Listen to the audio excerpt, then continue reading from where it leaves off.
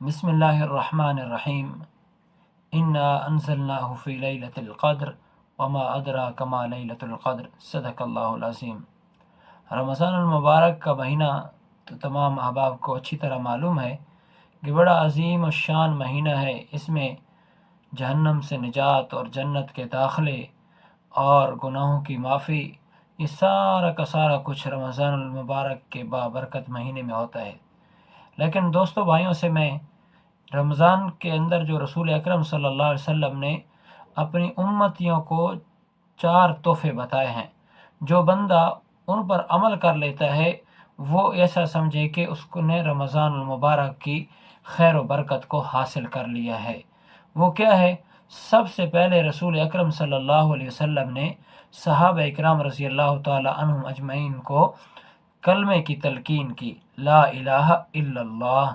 اس کلمے کو کثرت سے ذکر کریں، اللہ تعالیٰ کی یاد سے دل مضبوط ہوتا ہے۔ اللہ تعالیٰ کی یاد کرنے سے انسان کے اندر روحانیت پیدا ہوتی ہے، دل و دماغ فریش ہوتا ہے، اور ہر قسم کی مصیبتیں پریشانیاں جو ہوتی ہیں ذہن میں، ذہنی ٹینشن اور کوفت موجود ہوتی ہے، وہ بھی ختم ہو جاتی ہے۔ تو اس کے بارے میں کثرت سے آپ صلی اللہ علیہ وسلم نے کوئی ایسی حد بیان نہیں کی، لیکن علماء مشائخین کا طریقہ یہ ہے کہ کم از کم کثرت سے مراد یہ ہوگا کہ صبح اور شام کے اندر 3 تسبیحیں، یعنی صبح 300 دفعہ لا الہ الا اللہ، لا الہ الا اللہ، لا الہ الا اللہ، اور پھر شام کے وقت بھی لا الہ الا اللہ کی 3 تسبیحیں پڑھ لیا کریں۔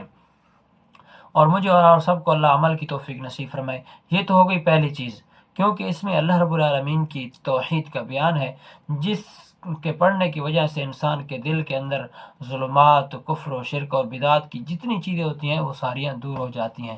اور دوسرے نمبر پہ دوستو بھائیو، اللہ کے رسول صلی اللہ علیہ وسلم نے فرمایا کہ یہ دعا مانگو کثرت سے، اللہم انی اسألک الجنہ، اللہم انی اسألک الجنہ، اللہم انی اسألک الجنہ۔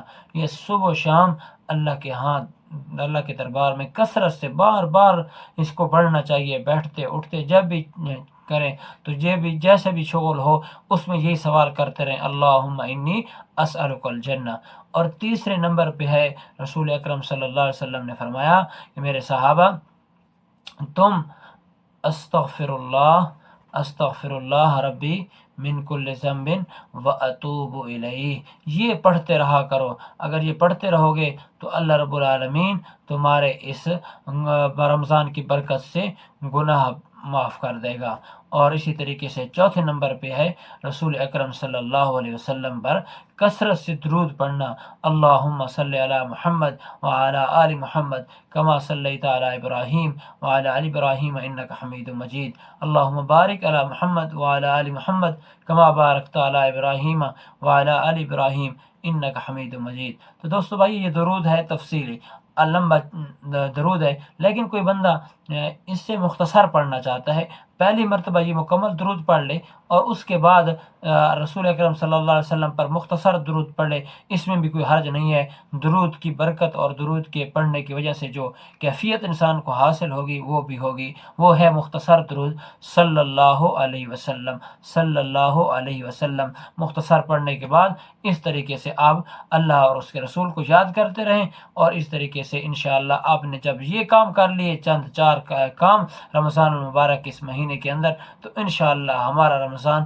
باعث برکت بھی ہوگا، باعث عافیت بھی ہوگا، اور باعث نجات بھی ہوگا۔ تو لہٰذا اور بھی اللہ کے رسول صلی اللہ علیہ وسلم نے دوسری حدیث کی بنا کے اندر فرمائی ہیں، ان میں سے ایک چیز یہ بھی فرمائی ہے کہ اللہ رب العالمین سے یہ بھی دعا کریں، اللہم اجرنی من النار، اللہم اجرنی من النار، اللہم اجرنی من النار۔ یہ لازمی دعا کرتے رہیے۔ اللہ تعالیٰ مجھے اور آپ سب کو یہ چند کام کرنے کی توفیق نصیب فرمائے۔ وآخر